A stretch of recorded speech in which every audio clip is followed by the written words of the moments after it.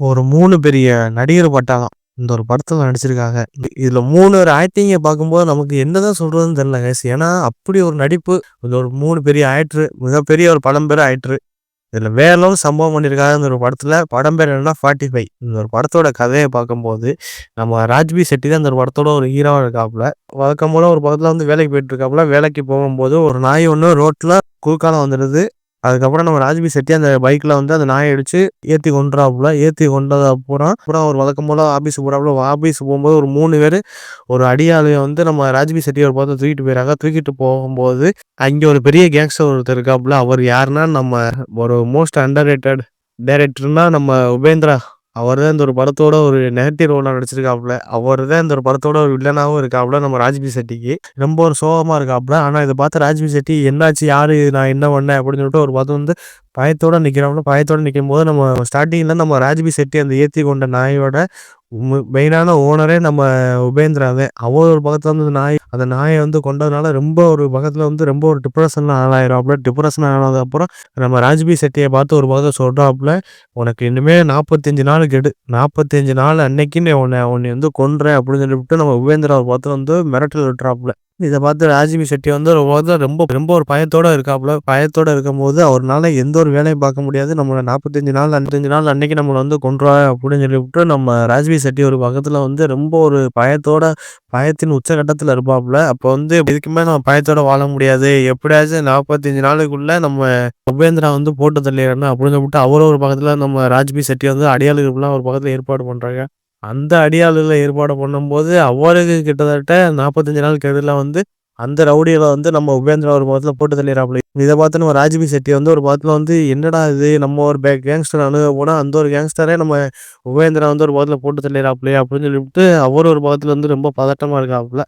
அதுக்கப்புறம் ரொம்ப ஒரு டிப்ரஷன் உச்சத்துல நம்ம ராஜ்வி செட்டி ஒரு வாரத்துல இருக்க போகும்போது 20 நாள்ல நம்ம ராஜ்வி செட்டியை வந்து நம்ம உபேந்திரா ஒரு பக்கத்துல போட்டு தள்ள போறாங்க அப்படின்னு சொல்லிவிட்டு ரொம்ப அச்சத்துல இருக்க போகும்போது நம்ம சிவராஜ்குமார் ஒரு பக்கத்துல வராப்புல. இந்த ஒரு நம்ம ராஜ்வி செட்டியை வந்து ஒரு பக்கத்துல வந்து எதார்த்தமா ஒரு பக்கத்துல மீட் பண்றாங்க. மீட் பண்ண போகும்போது நம்ம சிவகுமாருக்கு நம்ம ராஜ்வி செட்டிக்கு ஒரு பக்கத்துல வந்து ரொம்ப ஒரு பக்கத்துல க்ளோஸ் ஆகுது. க்ளோஸ் ஆக போகும்போது நம்ம ராஜ்வி செட்டியோட பக்கத்துல ஒரு கதையெல்லாம் சொல்றாப்புல. அதுக்கப்புறம் நம்ம சிவராஜ்குமார் நம்ம உபேந்திராவுக்கு ஒரு பக்கத்துல வந்து ஏதோ ஒரு தொடர்பு இருக்கிற மாதிரியே இருக்கு. அந்த ஒரு தொடர்பு என்ன? அதுக்கப்புறம் நம்ம உபேந்திரா வந்து நம்ம ராஜ்வி செட்டியை கொண்டாரா இல்லையா? அப்படிதாங்க இந்த ஒரு படத்தோட கதையா இருக்கு. ஆனா இந்த ஒரு படத்த நம்ம பார்க்கும்போது படத்தோட ஸ்டார்ட்டிங்ல இருந்து எண்ட் வரை நம்ம ராஜ்வி செட்டி வந்து ரொம்ப சீரியஸா நடிச்சிருப்பாப்புல. ஆனா நமக்கு ஒரு பக்கத்துல வந்து நம்ம ராஜ்வி செட்டியை பார்க்கும்போது ரொம்ப ஒரு சிரிப்புன்னு உச்சத்துல இருக்க மாதிரி சிரிச்சுக்கிட்டே இருக்கலாங்க. ஏன்னா அவர் ராஜ்வி செட்டி ஆக்டிங்லாம் பார்க்கும்போது தக்காளி தாறுமாறான ஒரு நடிப்பு. நம்ம ராஜ்வி செட்டியை பார்க்கும்போது அவரோட நடிப்பு வேற லெவல்ல இருந்துச்சு. அவர் ஆக்டிங்ல இருந்து எல்லாமே பார்க்குறது எல்லாமே ரசிக்கும்படியா இருந்துச்சு. ஆனா சிவராஜ்குமார் அடுத்து என்னதான் சொல்றது மனுஷன் செகண்ட் ஹாஃப்ல நம்ம சிவராஜ்குமாரே ஒரு கட்டத்துல வருவாப்புல. அவரு வேற லெவல்ல ஒரு சம்பவம் பண்ணுவாப்புல பாருங்க. காமெடி சம்பவம். நீங்க நினைக்கிற மாரிலாம் ஃபைட் கீட்லாம் அவ்வளோவா சம்பவம் பண்ணியிருக்க மாட்டாப்புல. ஆனா நம்ம ராஜ்பி செட்டிக்கு நம்ம சிவராஜ்குமாருக்கு செம்ம ஒரு காம்போவா இருக்கு இந்த ஒரு படத்துல. ஏன்னா நம்ம ராஜ்பி செட்டிய வந்து ஒரு படத்துல வந்து சொட்டேன்னு சொல்றது. நம்ம ராஜ்பி செட்டிய வந்து நம்ம ஒரு கட்டத்துல நம்ம சிவராஜ்குமார வந்து அங்கிள் சொல்றது. நம்ம ராஜ்பி செட்டிய வந்து நம்ம சிவகுமார வந்து தாத்தான்னு ஒரு படத்துல சொல்ற விஷயம்லாம் பார்க்கறதுக்கு தியேட்டர்ல வேற லெவல்ல ஒரு ரெஸ்பான்ஸா இருந்துச்சு. நல்ல ஒரு காமெடி சம்பவமா இருக்கு.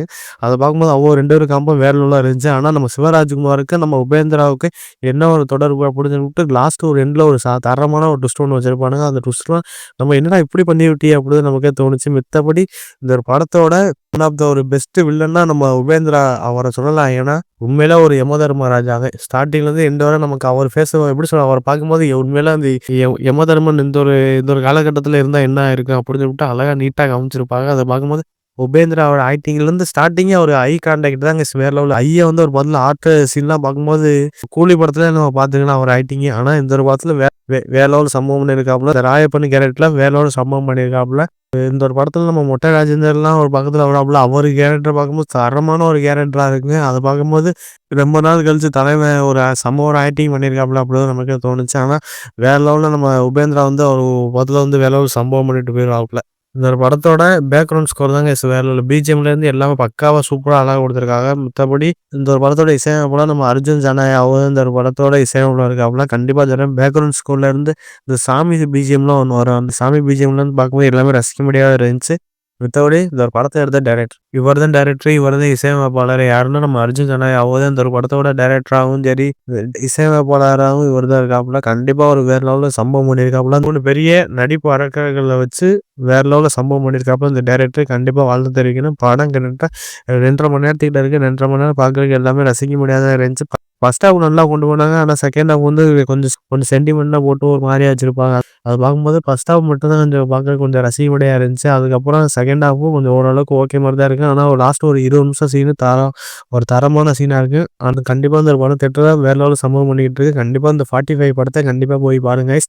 தமிழ் டப்பிங்ல இருந்து எல்லாமே சூப்பரா பண்ணியிருக்காங்க. கண்டிப்பா இந்த ஒரு படத்த மிஸ் பண்ணாதீங்க.